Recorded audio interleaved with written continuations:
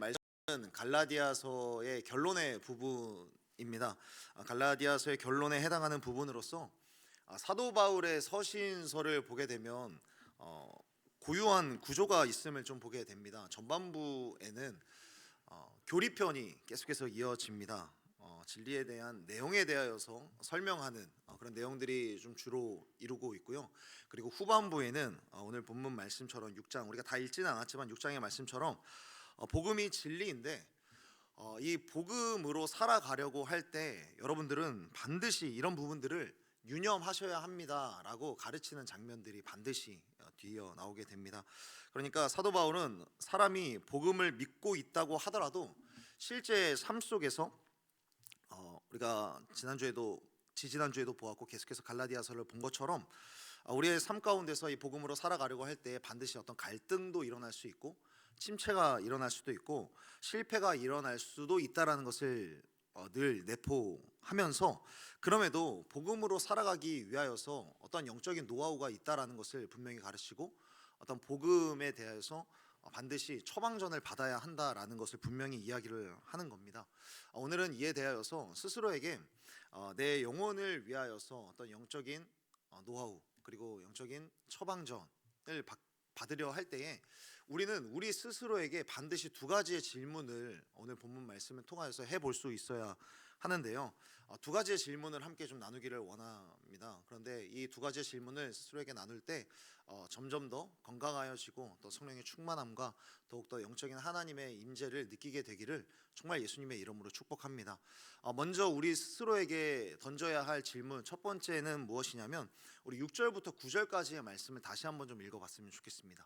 우리 6절부터 9절까지의 말씀, 우리 첫 번째 우리에게 스스로 질문해 볼 것은 무엇이냐면, 우리 6절부터 9절 함께 읽겠습니다. 시작. 가르침을 받는 자는 말씀을 가르치는 자와 모든 좋은 것을 함께하라. 스스로 스스로 속이지 말라. 하나님은 업신여김을 받지 아니하시나니 사람이 무엇으로 심든지 그대로 거두리라. 자기의 육체를 위하여 심는 자는 육체로부터 썩어질 것을 거두고 성령을 위하여 심는 자는 성령으로부터 영생을 거두리라. 우리가 선을 행하되 낙심하지 말지니 포기하지 아니하면 때가 이름에 거두리라. 아멘. 우리들은 스스로에게 이렇게 좀 질문해 볼 수 있어야 합니다. 나는 무엇을 심고 있는가라고 질문을 해 보아야 됩니다. 우리 따라서 해주시면 감사하겠습니다. 나는 무엇을 심고 있는가? 다시 한번요. 나는 무엇을 심고 있는가? 우리가 읽지는 않았지만 갈라디아서 6장의 처음부터의 내용을 살펴보면요, 성경은 우리 자신이 스스로를 반드시 돌아봐야 한다라고 가르치게 됩니다. 4절과 5절 말씀을 보아도 각 사람은 다른 사람에 대하여서 판단할 시간에 먼저 자기 자신의 행위와 인생을 좀 돌아볼 수 있어야 한다. 그리고 자기의 인생과 자기의 신앙의 짐이라는 것을 자기가 져야 될 짐과 자기가 스스로 져야 될 몫이 분명히 있다라는 것, 내가 먼저 내 스스로를 돌아볼 수 있어야 된다라고 이야기를 합니다.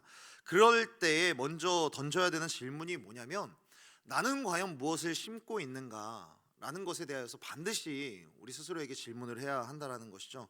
다른 사람을 비판하기에 앞서서 내 행동을 돌아봐야 되는데, 내 행동을 돌아보려 할 때에도 우리들은 먼저 질문을 해봐야 된다는 거예요. 나는 과연 무엇을 심고 있는가? 7절과 8절 말씀을 보면은 이렇게 말씀을 하고 있습니다. 사람이 무엇으로 심든지 그대로 거두리라. 여러분, 이 두 가지를 꼭 기억했으면 좋겠습니다. 먼저는 심는다, 그리고 두 번째는 거둔다. 여러분, 심는다와 거둔다에 대해서 생각을 해볼 때에는 우리들은 자연스럽게 내가 무언가를 뿌리는 거에 대해서 먼저 생각을 합니다. 내가 먼저 어떠한 행동을 하고 거둔다, 이 행동에 대한 결과값에 대하여서 이런 흐름으로 우리들은 이 심는다와 거둔다를 생각을 하게 되는데, 여러분, 오늘 본문 말씀은 사실 이런 내용이 아닙니다. 이 이해를 좀 돕기 위하여서 마가복음 9장에 대한 내용을 먼저 좀 여러분들 가운데 좀 말씀을 드리고 싶은데요. 마가복음 9장의 내용을 보면은 한 아버지가 귀신 들린 아이를 예수님에게 데리고 옵니다. 그리고 사람들은 이야기를 하죠. 이 아이가 말 못하는 귀신에 들려 있습니다 라고 이야기를 하고요. 그래서 예수님도 이 이야기에 부정하지 않습니다. 그래, 이 아이가 너희들이 추측하는 것처럼 귀신에 들린 것도 맞고 그리고 말을 못하는 것도 맞다라고 이야기를 하시면서, 그런데 여기에서 예수님께서는 한 가지를 더 하시는 거예요. 예수님이 이 귀신을 내쫓으실 때, 꾸짖으실 때 뭐라고 이야기를 하냐면, 그냥 말 못하게 하는 귀신아 떠나가라라고 하시기 이전에 듣지 못하게 하고 말 못하게 하는 귀신아 그곳에서 나와라라고 이야기를 합니다. 많은 사람들은 이 아이가 말을 못하는 이유가 그냥 귀신이 들려서라고 이야기를 하고 생각을 했지만, 예수님께서는 이 아이가 말을 하지 못하는 이유가 무엇인가? 듣지 못하기 때문에 말을 하지 못한다라고 결론을 내리시는 거예요. 그러니까 이 아이는 지금 인풋이 없으니까 아웃풋이 나올 수 없는 당연한 현상인 것이죠. 말씀이 들려야, 말이 들려야 내가 듣고 이것에 대해서 이야기를 할 수 있는데, 그러니까 예수님이 이것에 대해서 이야기를 하실 때 예수님께서 듣지 못하게 하는 귀신아, 말 못하게 하는 귀신아 나와라 라고 이야기를 했을 때, 예수님의 음성과 예수님의 말씀이 울려 퍼질 때에 예수님의 음성이 이 아이의 내면을 강타하기를 시작을 했을 때 이 아이의 귀가 열리게 되고, 그리고 이 아이의 말이 열리게 되고 이 귀신이 나아가게 되는 것이죠. 사랑하는 여러분, 저와 여러분들이 반드시 기억해야 될 것은요, 영적인 인풋이 있어야 영적인 아웃풋이 반드시 있다라는 겁니다. 영적인 인풋이 있을 때 영적인 아웃풋을 만들어낼 수 있다라는 겁니다. 영적으로 우리 가운데 먼저 심기어지는 게 있어야, 그러니까 사실 나는 무엇을 심는가라고 물어볼 때 나는 무엇을 심는가가 먼저가 아니라 나에게 무엇이 심기어지고 있는가를 먼저 생각을 해봐야 된다는 거죠. 여러분, 혹여나 여러분들의 인생 가운데 무언가 내가 잘못된 것이 나가고 있는 것 같은데, 내 입술이나 나의 행동이나 어떤 나의 생각이나 나의 비전이나 또 어떤 관계적인 부분에 있어서 내가 무언가 좀 잘못된 것이 나가고 있는 것 같다라고 생각이 든다면, 반드시 내게 들어오는 것에 뭔가 문제가 있구나라고 생각을 해볼 수 있어야 되는 겁니다. 예를 들어서 내 피부 속에 화장품을 바르지 않습니까? 내 피부에 화장품을 바르는데 이 화장품에 뭔가 내 피부와 맞지 않는 유해한 성분이 들어오게 되면 당연히 그 피부에는 트러블로 나타날 수밖에 없는 것이겠죠. 그리고 음식을 먹을 때라도 사간 음식을 먹거나 너무 매운 음식을 먹으면 당연히 소화기관에 문제가 좀 생겨서 통증이 생기게 되듯이, 아웃풋에 뭔가 문제가 있다면 우리들은 자연스럽게 뭔가 내가 잘못 먹었구나, 내가 뭔가 잘못된 인풋이 있었구나 라고 생각하는 것은 당연한 것이죠. 아웃풋에 문제가 생기면 인풋에 문제가 있다는 것을 우리들은 본능적으로 알고 있는 겁니다. 그러니까 사랑하는 여러분, 내가 무언가 메시지를 듣고 어떤 것을 보고 나의 마음을 두고 내가 어디에 사로잡혀 있는지에 따라서 나의 섬김과 나의 행동과 나의 내일을 만들어갈 수 있다라는 겁니다. 만약에 내가 어떤 누군가를 사랑하는 게 너무 부족하다 그러면 내 안에 어떤 사랑의 인풋이 좀 없게 되는 것이고요, 내가 정말 어떤 사람들에게 은혜의 통로로서의 아웃풋을 만들어내고 싶은데 그것이 안 된다면 사실 내 삶 가운데 은혜가 들어오지 않는다라는 것. 내가 어떤 율법적인 행위나 종교적인 의식을 지키고는 있지만 내가 사실상 그런 행위를 통하여서 어떤 은혜도 받고 있지 못하기 때문에 내가 다른 누군가에게 은혜의 통로로서의 삶을 살아가지 못하게 되는 것이죠. 그렇기 때문에 내가 무엇인가를 심기 전에 반드시 생각해 봐야 되는 게, 나에게 지금 어떤 것이 심기어지고 있는지를 반드시 생각해 봐야 되는 겁니다. 비긴 어게인이라는 영화가 있습니다. 죄송합니다. 또 오래된 영화를 꺼내게 되었습니다. 근데 너무 유명한 영화니까 여러분들 한 번쯤은 다 보셨으리라 생각을 합니다. 비긴 어게인이라는 영화를 보면은 이런 유명한 대사가 나오죠. 그 사람의 플레이리스트를 보면 그 사람이 어떤 사람인지 알 수 있다라는 유명한 대사가 나옵니다. 여러분, 이 대사가 영화의 모든 내용이 다 옳다라고 맞다라고 할 수는 없지만 이 대사만큼은 어느 정도는 일리가 있다라는 생각을 해보게 되는 것이죠. 정말 우리가 듣고 있는 것, 내가 소비하는 것에 따라서, 그러니까 우리들의 어떤 성품이나 우리들의 인격이 만들어지는 경우들이 너무 많이 있는 겁니다. 내가 소비하고 내가 동의하는 것들, 내 내면에 무엇이 담겨지느냐에 따라서 내가 할 말이라든지 내가 앞으로 살아갈 삶과 또 관계에 대해 지대한 영향을 끼치게 된다라는 겁니다. 그렇기 때문에 사랑하는 여러분, 청년의 시기에 영적인 거룩한 인풋이 우리 가운데 가득하게 되기를 예수님의 이름으로 축복합니다. 예수님의 사랑의 말씀이 우리 가운데 먼저 담겨져야 되는 겁니다. 예수 그리스도의 그 은혜의 말씀들이 우리 가운데 먼저 담겨지게 되기를 예수님의 이름으로 축복합니다. 사랑의 인풋이 있어야 하는 것이고요. 또 우리가 신앙생활하면서 행복이라고 하는 인풋이 우리 가운데 있어야 되고요. 2주 전에 살펴보았듯이 성령의 열매에서 나타난 사랑과 희락과 또 온유와 양성과 또 오래 참음과 절제와 충성과, 그러니까 이런 것들, 다른 사람에 대한 포용의 인풋들, 예수 그리스도의 그 진리의 인풋이 우리의 영혼 가운데 끊임없이 주어지기를 예수님의 이름으로 축복합니다. 혹시나 내가 어떤 세상의 소리에 너무 분주한 것 같다, 그래서 내가 마음 가운데 어떤 소란함이 좀 많이 있다라고 생각하시는 분들은 반드시 이런 시간들이 좀 필요한 겁니다. 잠깐 멈추는 시간들이 어느 정도 필요한 거예요. 내 마음이 지금 너무 시끄럽다. 때로는 내 영혼이 많이 심체가 되어 있고 이것저것 좀 시끌벅적하다라고 한다면은, 어떻게 보면 인풋이 너무 무분별하게 들어오고 있다라고 한다면, 우리들은 영혼 가운데 주님의 음성에 귀 기울이는 시간, 멈추고 주님의 음성에 귀 기울이는 시간이 반드시 필요한 겁니다.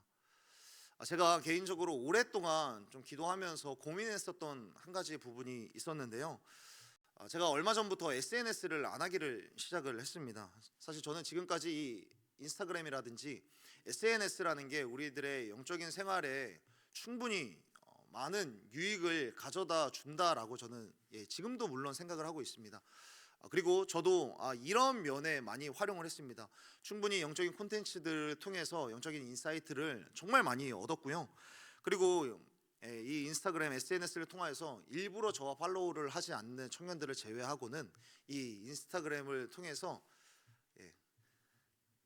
일부러 팔로우 안 해주셔도 속상할 뿐입니다. 그 청년들을 제외하고는 그래도 청년들의 일상을 보게 되니까, 일상들을 보면서 때로는 안타까운 부분들도 있고 마음 아픈 부분들도 있었는데, 그럼에도 청년들의 일상을 알게 되니까 한 번씩은 더 기도를 하게 되고, 왜냐하면 어떤 준비하는 부분에 대해서 여러분들 업로드를 하지 않습니까? 그런 걸 보면서 청년들의 일상도 알게 되고 관심도 더 기울이게 되고, 그리고 아직까지는 보잘것 없지만 저의 러닝 기록이라든지 그런 것들을 올리면서 제 생활 루틴에 대해서 저 스스로도 이 SNS를 통해서 관리하는 차원에서 제 개인적으로도 참 유익하다라는 그런 생각을 좀 했던 거죠. 그런데 어느 날 제가 업로드도 하고 이 SNS를 하면서 시간을 보내다가 문득 그런 생각을 좀 해봤습니다. 내가 이 SNS를 통해서 무엇을 보려고 하지? 그리고 내가 이 SNS를 통해서 나의 무엇을 보여주려고 하지라는 그런 생각을 좀 해봤습니다. 그러면서 마침 수련회를 준비해야 되는 시즌이기도 했고, 그러니까 집중하면서 하나님 앞에 좀 내 시간을 드려야 되겠다라는 그런 결단이 좀 있어서, 하나님께서는 과연 이 SNS에 무분별하게 정신이 팔려 있는 나를 정말 원하실까? 그러니까 어떤 거를 올려야 되는지도, 내가 이걸 통해서 무엇을 보기를 원하는지도 애매한 상황 가운데서 시간을 보내고 있는 나를 주님이 정말 과연 원하실까라는 그런 생각을 하다가, 그래, 현재로서는 제가 분명히 말씀드립니다. 현재로서는 SNS를 안 하는 게 좋겠다라고 결론을 내렸습니다. 그래서 모르겠습니다. 나중에 또 언제 하게 될지는 잘 모르겠는데요. 그렇게 SNS를 안 하기로 결정을 하고 그냥 차를 타고 왔다 갔다 하는 길, 그러니까 차를 타고 왔다 갔다 하는 동안에도 뭐 SNS를 정말 수시로 많이 했었으니까, 그리고 잠들기 전에 잠깐 핸드폰을 보는 시간, 그런 시간들에 분명히 꽤 많은 시간들을 할애했더라고요. 근데 그 시간에 이제 SNS를 하지 않고 그냥 찬양을 틀거나 기도하는 시간으로 모든 시간을 좀 바꿔 보았는데, 차를 타고 오고 가는 시간도 그렇고 잠들기 전에도 그냥 유튜브로 그냥 피아노 같은 것들을 좀 틀어놓고 묵상하는 시간들을 좀 가지니까 개인적으로도 감정적으로도 좀 차분하게 되고, 개인적으로도 은혜가 되고, 또 기도하는 시간들을 자연스럽게 갖게 되니까 너무 좋은 겁니다. 저는 여러분들에게 SNS를 뭐 하라든지 말라든지 이런 이야기를 하고 싶은 것이 아니라요, 만약에 여러분의 마음에도 뭔가 의도하지 않은 소란스러움이 있고 뭔가 집중이 잘 되지 않고 뭔가 혼잡하다 싶다면은 잠시 동안 이 스마트폰이라든지 SNS를 꺼보는 것을 좀 추천드려 봅니다. SNS 말고도 내 안에 조금 다른 것들을 심어보는 시간들을 반드시 가져보라는 겁니다. 저와 여러분들은 똑같은 지금 MZ 세대 아니겠습니까? 저는 뭐 M이지만 여러분들은 젠지 세대, 뭐 Z 세대에 좀 가까운 세대긴 하지만, 여러분들 같은 경우는 어렸을 때부터 태어나자마자 손에 뭐가 들려 있었습니까? 예, 한 손에는 젖병과 한 손에는 스마트 기기가 좀 들려 있지 않았습니까? 그러니까 이 스마트폰이 있으니까 스스로를 외롭지 않다라고 착각을 하는 경우들이 있는 거예요. 왜냐하면 이 스마트폰을 통해서 가상의 세계에 언제든지 누구랑 연결이 될 수 있고 연결이 되어져 있다라고 착각을 하니까 스스로 외롭지 않다라고 착각을 하는 세대인 것이죠. 그래서 현재 이 젠지 세대들이 다른 세대에 비하해서 외롭지 않다라고 느끼는 비율이 훨씬 높다라고 이야기를 합니다. 그런데 조금 심층적으로 테스트를 하고 진단을 해보면 내가 외롭지 않다라고 이야기는 하는데 계속해서 이야기를 하면 할수록 공허함과 외로움의 지수가 굉장히 높다는 것을 발견을 하게 되는 거예요. 카카오톡의 친구 목록에 수많은 친구 목록이 있고 세상에는 수많은 위로의 메시지와 수많은 좋은 글귀들이 많이 있지만 사실 내 안에는 아무런 메시지도 없는 것이고 그리고 사실은 내 주변에는 정말 나를 위하는 사람이 정말 많이 없다라는 것을 살아가면서 느끼게 된다라는 것이죠. 그러니까 세상의 미디어와 세상의 소리들이 우리를 좀 충분하게 행복하게 해주는 것 같지만 한편으로는 얼마나 우리를 무감각하게 마취를 시키는지 모르는 일입니다. 그래서 사랑하는 여러분, 고대의 영적 지도자들은 더 하나님의 치유를 원하고 더 깊은 영적인 역량을 갖기 위하여서 일부러 침묵이라는 시간을 만들어서 하나님과 독대하는 시간을 만들어서 치유를 경험하고 하나님 앞에 나아가는 시간을 갖기도 했습니다. 그러니까 우리 시대에는 어느 정도 이 미디어와 스마트폰, 스마트 디바이스 같은 것들과는 조금 거리를 두는 시간이 반드시 필요한 겁니다. 그러니까 한 15분 정도는 모든 걸 한번 꺼보는 시간을 갖기를 좀 권하여 드립니다. 기도가 되지 않거나 무언가 집중이 되지 않을 때 그냥 다 끄고 그냥 공원에 나가서 하나님께서 창조하신 창조물들을 바라보면서 하나님께서 이렇게 창조를 하시고 하나님께서 이렇게 운행해 가시는구나. 그러니까 프란체스코라고 하는 성인은 이런 이야기를 했어요. 영적으로 침체하고 무감각해질수록 자연에 경탄하는 경향이 점점 사라진다. 그러니까 이 하나님께서 만드신 이 모든 만물들을 볼 때에 경탄의 이 감도가 사라지게 되는 거예요. 근데 여러분 그런 일들이 여러분들 가운데 비일비재해진다면 스마트폰, 스마트 기기가 여러분들을 더 흥분하게 하고 도파민을 계속해서 일으키게 된다면 끄고 자연 만물 속에서 하나님의 아름다우심과 하나님의 능력에 대해서 경탄하는 시간을 우리들은 반드시 가져봐야 하는 겁니다. 혼자 찬양해보는 시간도 가져보는 겁니다. 약 15분 정도는. 누군가는 이렇게 이야기할 수 있을지 모르겠습니다. 15분 동안 중요한 연락이 오면 어떡합니까? 여러분 반드시 기억하십시오. 우리 집사님들, 장로님들을 제외하고서 아직까지 저와 여러분은 세상에서 그렇게 중요한 존재는 중요한 자리에 있는 분들은 많이 없습니다. 15분 정도는 다 끄시고 오히려 여러분들이 실망할지 모르겠습니다. 15분 동안 꺼놓고 핸드폰을 봤는데 아무 연락이 없었을 때 그 허탈함, 내가 이렇게까지 무슬림한 사람이다니. 그러나 이 15분 정도는 다 끄시고 그래도 하나님과 독대하는 시간, 침묵으로 하나님께서 심기어 주시는 좀 은혜의 양식들을 우리 영혼 가운데 심는 시간들이 반드시 필요한 겁니다. 기도할 때 잠깐 꺼보는 거예요.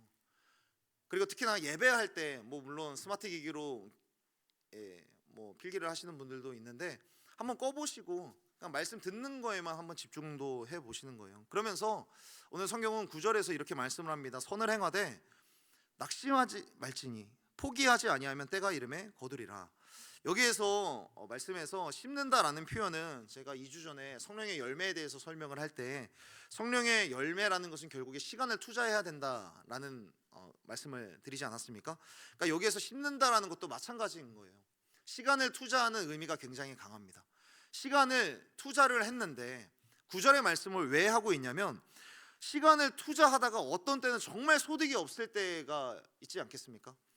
나는 그래도 15분 정도 아니면 10분 정도 내가 침묵하고 하나님 앞에서 독대하는 시간을 가졌는데 내가 찬양을 하면서 하나님께서 주신 이 자연 만물을 보면서 정말 하나님의 아름다우심에 경탄을 했는데 실질적으로 내 삶 가운데 이렇다 할 변화나 열매가 없을 때는 어떻게 해야 되냐? 변화가 없는 거죠.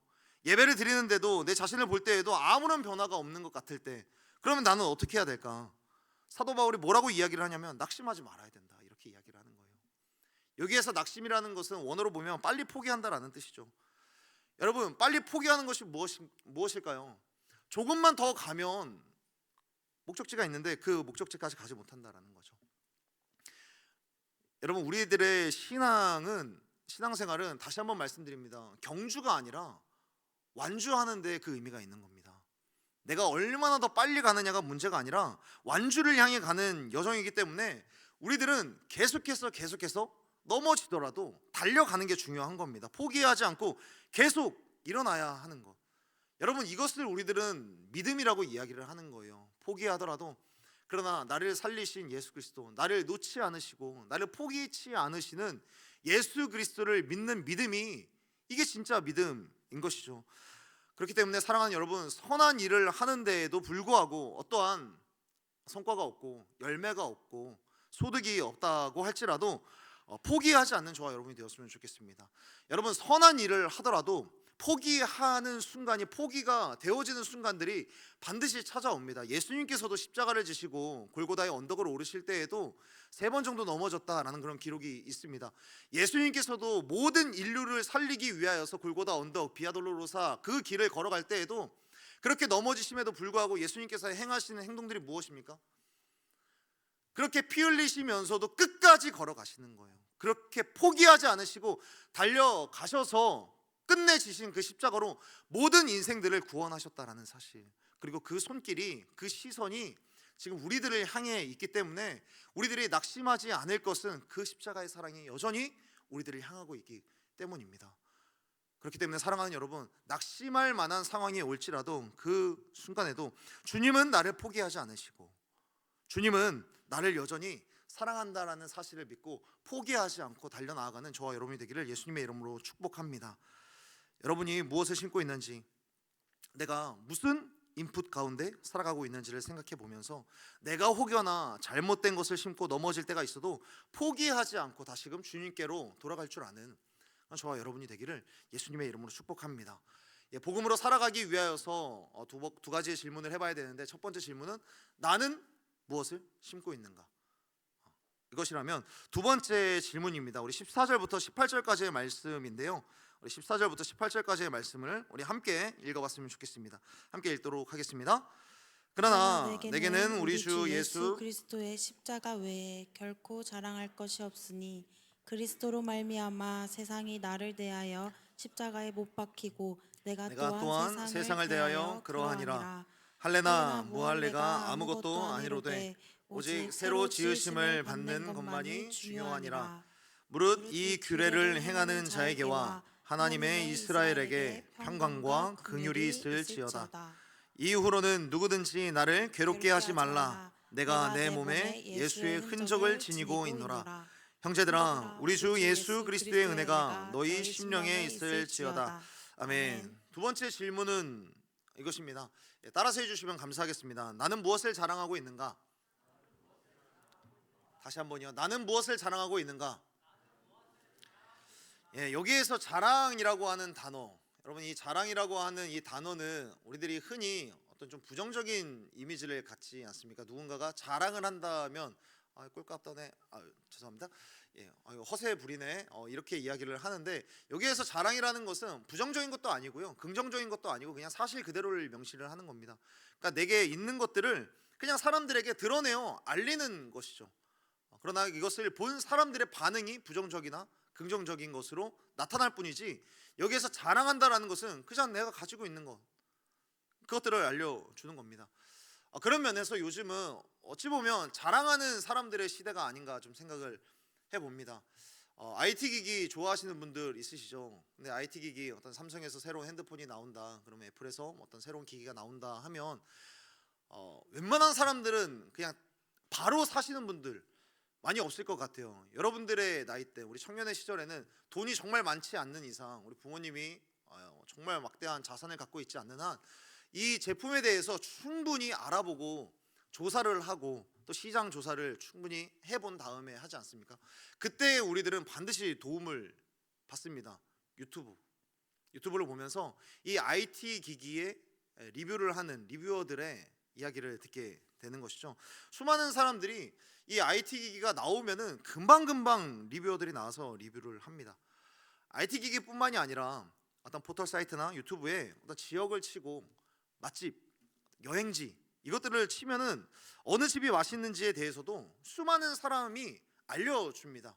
이것을 오늘 표현해 보면은 그냥 자랑을 하는 거죠. 그러면 그 자랑을 하는 의도는 무엇일까? 그냥 경험입니다. 경험의 어떤 경영의 어떤 핵심적인 요소를 본다면 UX라고 이야기를 하죠. 유저 익스피리언스라고 하는 것들이 경험의 핵심이라고 볼 수 있는데, 이 유저 익스피리언스의 마케팅의 핵심 두 가지를 꼽자면 이 경험을 통해서 만족감을 얻고 있는가에 대해서 이야기를 하는 겁니다. 그리고 두 번째는 뭐냐면 만족감뿐만 아니라 다른 사람에게 자랑을 할 수 있는 경험들에 대해서 이야기를 합니다. 무언가를 경험을 하게 되면 내가 이것들을 썼을 때 이것들이 정말 좋다라는 것들을 느끼게 되고요. 그리고 두 번째로는 내가 이걸 쓰는데 이거에 대해서 나만 좋은 게 아니라 너무 좋으니까 다른 사람들에게 이야기하는 것, 이것들이 사실 어떻게 보면은 우리 가운데 자연스럽게 일어나는 반응인 거예요. 그러니까 우리 가운데 이런 반응이 일어나니까 경영에서는 이것들을 타겟팅을 하는 것이죠. 그래서 여기에서 그런 면에서 오늘 사도 바울은 뭐라고 이야기를 하냐면, 내가 굳이 뭔가를 자랑해야 한다면 나는 십자가 외에 자랑할 것이 없습니다 라고 이야기를 하는 거예요. 내가 경험해 보니까 정말 좋았다. 그리고 이것이 너무 좋으니까 나 말고 너희들도 좀 했으면 좋겠다 라고 해서 이야기를 하는 게 오늘 본문 말씀인 거예요. 그리고 특별히 여기에서 자랑이라는 단어를 좀 원어적으로 좀 분석을 해보면 이런 의미를 좀 가지고 있습니다. 첫 번째로 자랑이라는 것은 사람들에게 말할 수밖에 없는 것이 자랑인 것이죠. 방금 전에 말씀드렸다시피 IT 기기에 대해서 이야기하듯이, 맛집에 대해서 이야기를 하듯이, 여행지에 대해서 이야기를 하듯이 자랑한다는 것, 다른 사람들한테 이야기를 하는 것이죠. 저는 이것이 청년들의 특징이라고만 생각하지 않습니다. 나이가 지긋하신 분들도요, 어떤 맛집에 가서 정말 맛있는 음식 먹으면은 다락방에 가서 다 소문을 냅니다. 그래서 어떤 식당에 가면 어떤 시즌이 되면은 정말 온 사랑교회 성도들밖에 안 모이는 그런 경우들이 일어납니다.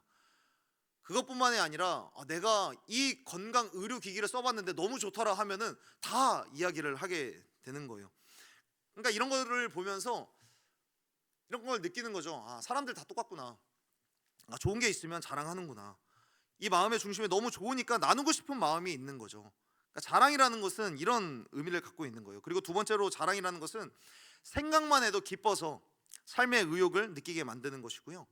세 번째로는 이 자랑이라는 것은 이게 내가 의지가 돼서 삶의 중심이 되어서 이게 내 삶을 지탱해 주는 것, 이것이 자랑의 의미인 겁니다. 여러분, 이거를 따지고 보면 이 자랑이라는 것이 어떤 것과 비슷한 것 같습니까? 자꾸 이야기하게 되고 또 이것만 생각을 해도 어떤 삶의 기쁨과 의욕이 일어나고 그리고 의지가 되고 내 삶을 지탱해 주는 것, 이것이 자랑이라고 하는데, 여러분 자랑 단어도 비슷합니다. 사랑이랑 비슷한 겁니다. 사랑이랑 똑같은 거예요. 사도 바울이 십자가를 자랑할 수밖에 없었던 이유가 뭘까? 나는 십자가 외에 자랑할 것이 없습니다 라는 이 말은, 사도 바울은 내가 십자가 외에는 사랑하지 않습니다, 내가 진짜 사랑하는 것은 예수 그리스도의 십자가밖에 없습니다 라고 이야기를 하는 거예요. 여러분, 누구를 이렇게 좋아해도 물론 우리 중에는 비밀로 사랑을 하는 경우들도 분명히 있을 텐데, 비밀로 사랑을 하는 경우에 입이 어떻게 잘 참아집니까?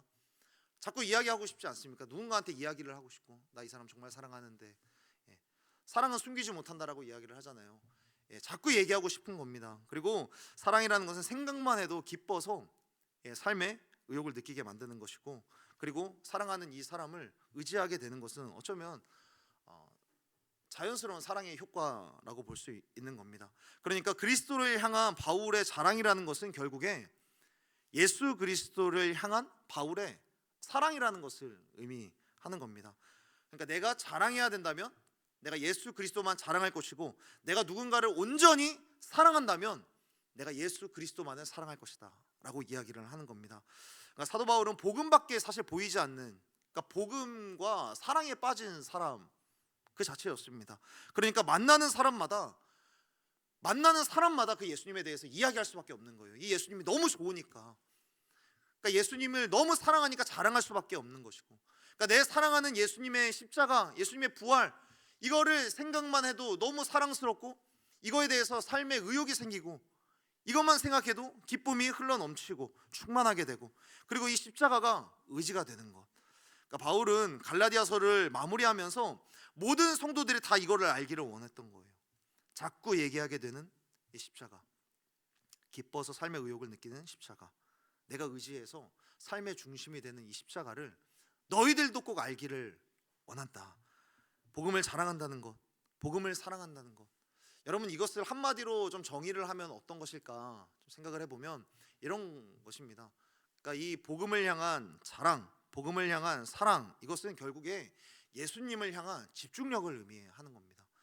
예수 그리스도를 향한 집중력이요, 말씀을 향한 집중력, 그리스도의 십자가를 향한 집중력, 그거 하나만 보이는, 세상에 다른 것들은 다 아웃포커싱 되고 다른 것들은 다 흐리멍텅해져도 괜찮다.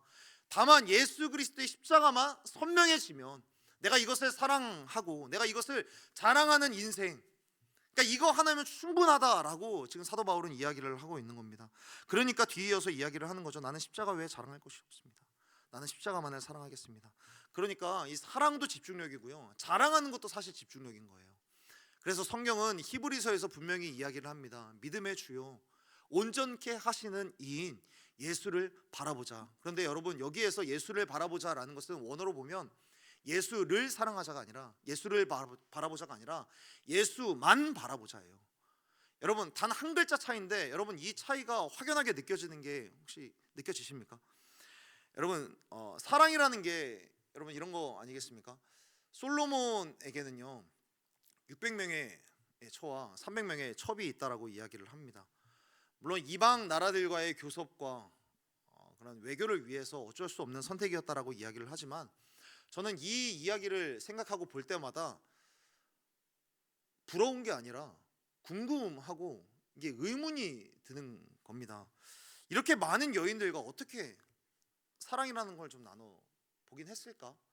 여러분, 900명인 거예요. 900명이면 그러니까 이제 뭐 외부 일정도 있고 왕이니까 어떤 행사도 있고 외교도 나가고 좀 외국도 나가고 그러면 1년을 300일이라고 쳤을 때 내가 오늘 만난 여인은 3년 뒤에야 만날 수 있는 거예요. 여러분, 이런 여인과 사랑을 하긴 했을까?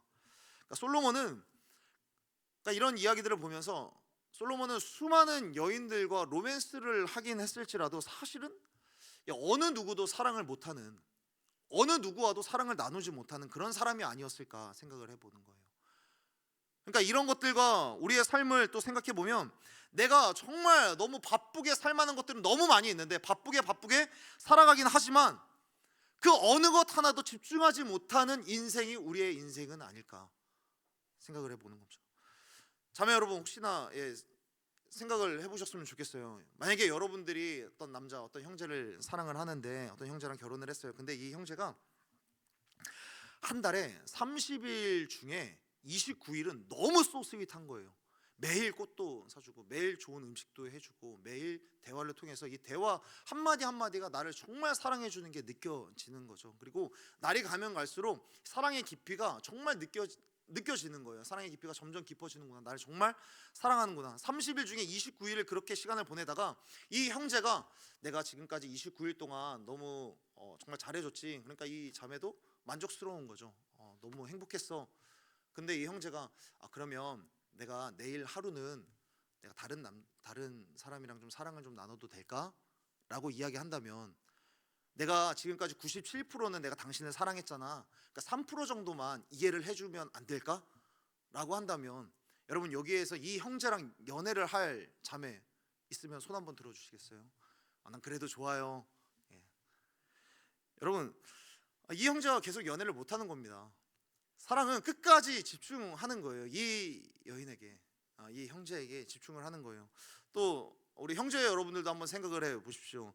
여러분의 여자친구가 여러분들에게 수많은 남자들 중에 당신이 나한테는 1등이야 라고 이야기를 한다면 여러분 이 이야기 듣고 좋으십니까? 여러분 형제분들 일어나셔야 돼요. 이 이야기 들으면은 일어나셔야 됩니다. 무슨 소리야? 그러면 2등도 있고 3등도 있다는 거 아니야? 난 1등이 되기를 원하지 않아. 여러분 1등이 중요한 거 아니지 않습니까? 여러분 우리가 1등 되려고 이 사람과 연애를 하는 겁니까? 여러분 예수님은 우리에게 정말 원하는 것은 집중된, 때로는 독점의 대상이기를 원하는 거예요. 정말 예수님 한 분밖에 안 보이는, 예수님이 정말 유일한 자랑의 대상이고 유일한 사랑의 대상이 되기를 원하는 거예요. 여러분 오해하지 마십시오. 결혼을 한 사람이 다른 사람들과 교제할 수 있죠. 다른 사람들과 셀 나눔도 할 수 있고요, 다락방 모임도 할 수 있는 겁니다. 어떤 사람이 프로야구 어떤 소속팀에 계약을 했어요. 그 팀의 어떤 소속이라도 다른 팀의 선수와 사적으로 친해서 친분 관계를 유지하는 거 좋습니다. 그러나 여러분 지켜야 하는 선들이 있는 거예요. 이때 사도 바울은 그럼 뭐가 집중된 사랑이냐라고 이야기를 할 때 이 사랑을 다시금 자랑으로 돌리는 거예요. 어떤 사람이 믿음과 하나님을 향한 하나님께 드려야 되는 어떤 부분, 남편이 아내에게 독점되어 있어야 하는 어떤 부분, 프로야구 선수가 그 팀에 소속되어 있어야 하는 어떤 부분이 있는데 그 사람에게 그 독점된 부분을, 그 선을 넘겨버리면, 하나님께 드려야 되는 어떤 부분을 넘겨버리게 되면 어떤 현상이 일어나냐면 그리스도 외에 자랑하는 것들이 점점 많아지는 현상이 일어나게 되는 거예요. 내 인생에 예수님 외에 자랑이 많은 것은 그만큼 그리스도를 향한 집중력이 점점 희미해지고 있다는 거. 내가 그리스도 외에 자랑하는 것들이 점점 많아지면 그리스도를 향한 믿음과 사랑이 흔들리고 있다는 것이죠. 여러분 복음은 끊임없이 자기의 의와 예수 그리스도의 은혜를 끊임없이 대비시킵니다. 그러니까 사람이 자기의 힘과 자기의 의를 자랑하기를 시작을 하면 내 믿음이 점점 사라지는 거예요.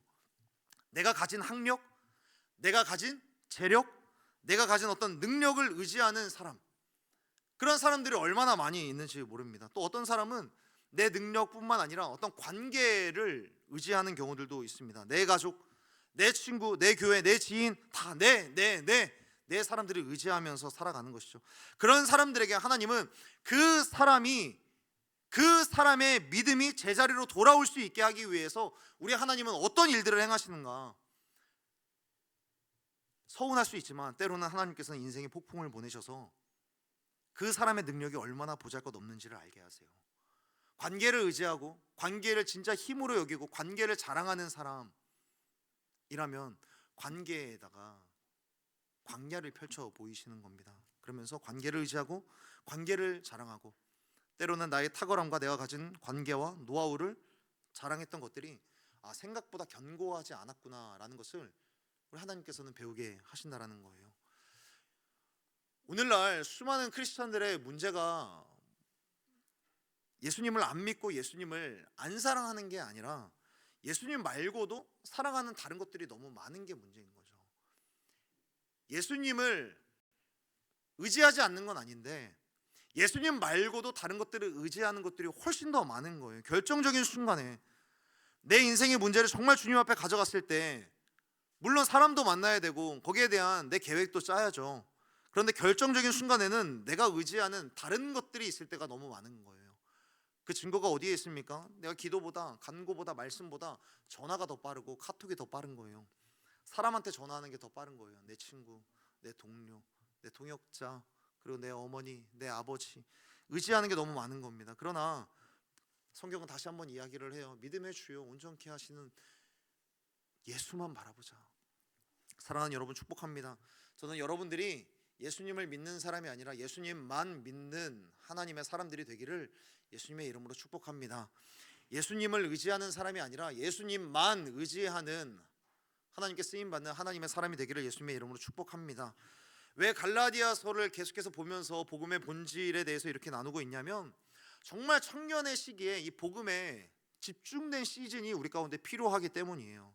특별히 이렇게 집중하는 이유가 그냥 율법적인 부르심 때문에가 아니라 주님을 부르면서 실제로 내가 주님의 이름을 부르고 나의 인생 가운데 정말 주님과 함께 마주함으로써 우리 가운데 일어나는 그 변화를 우리 하나님께서는 경험하기를 원하시는 거예요.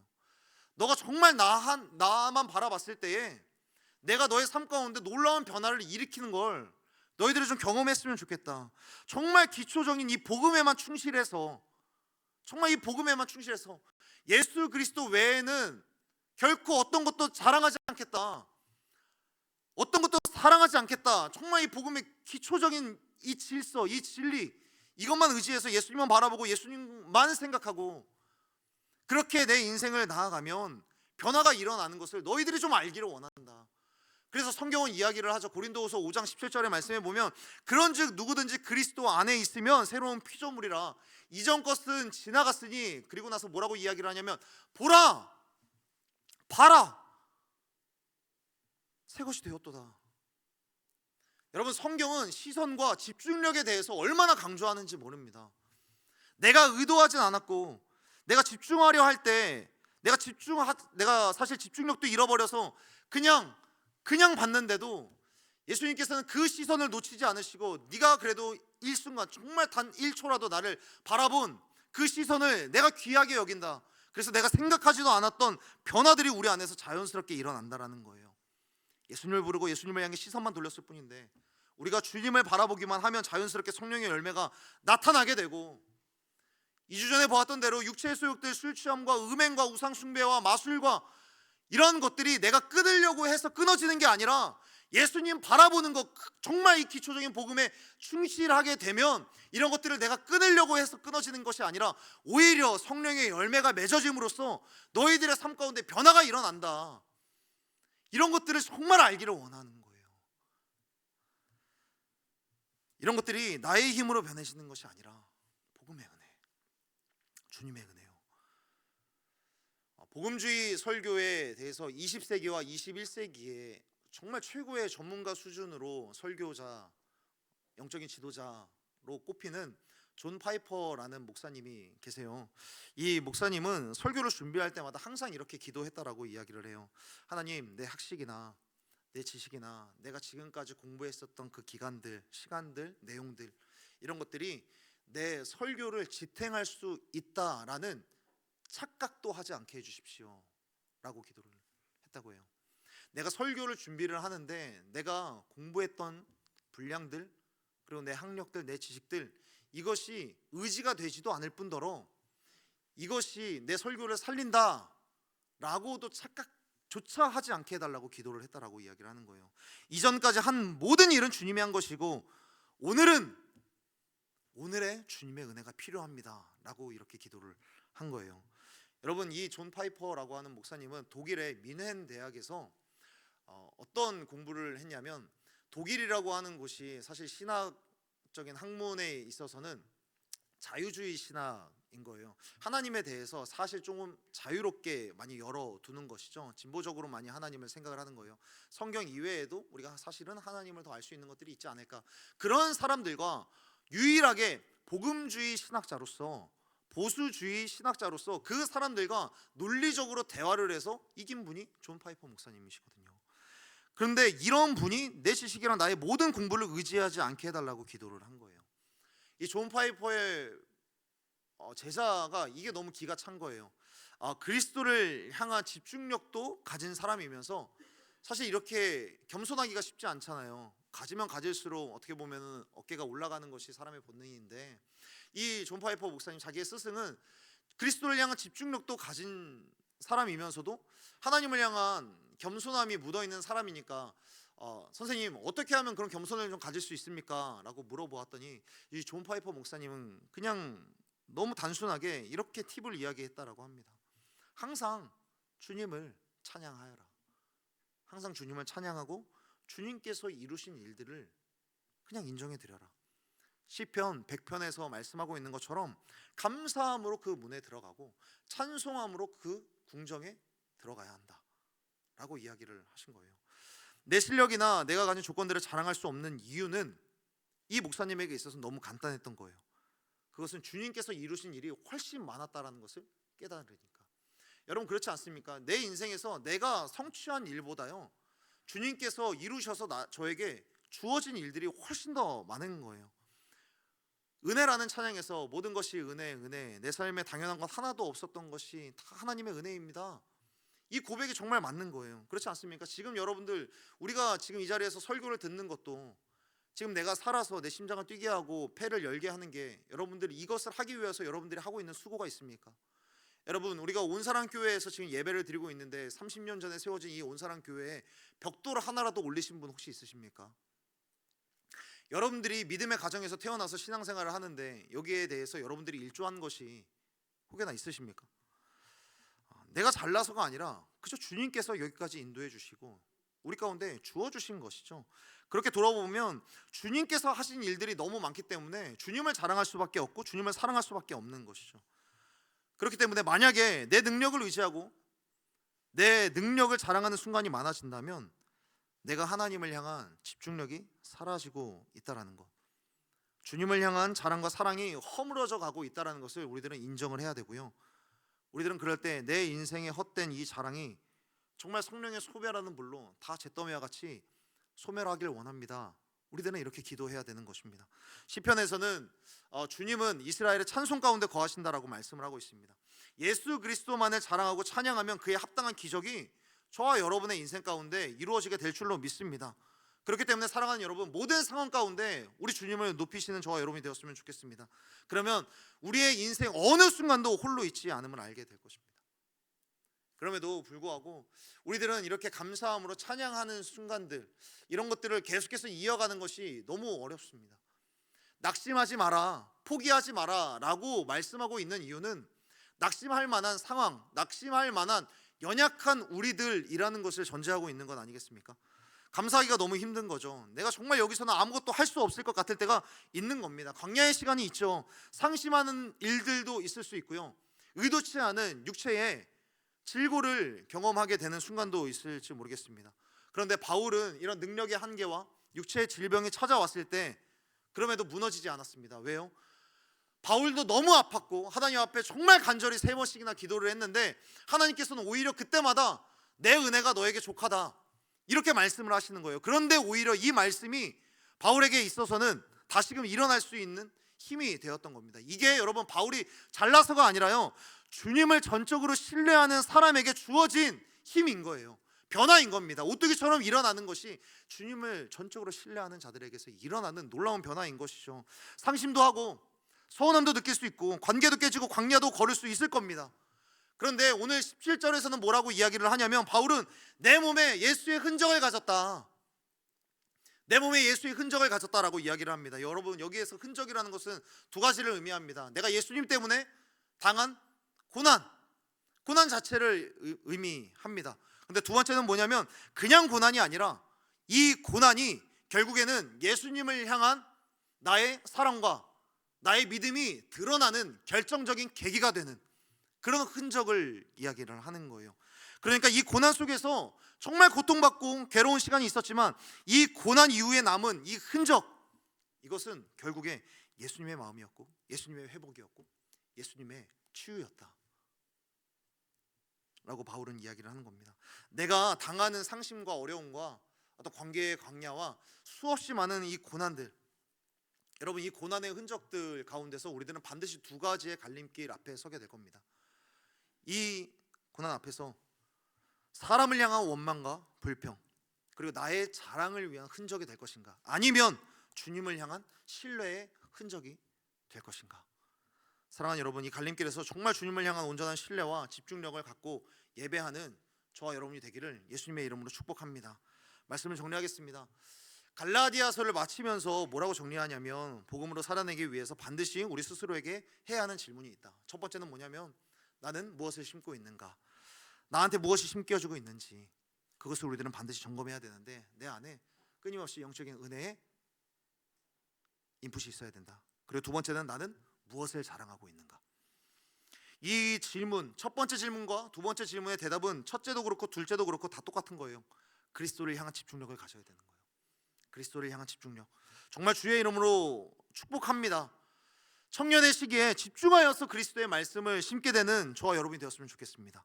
그리스도의 십자가를 향한 집중력 있는 사랑으로 예배하고 기도하고 찬양하는 하나님께서 기뻐하시는 예배자들이 되기를 예수님의 이름으로 축복합니다. 그런 의미에서 우리 하나의 영상을 함께 보시고 설교를 마무리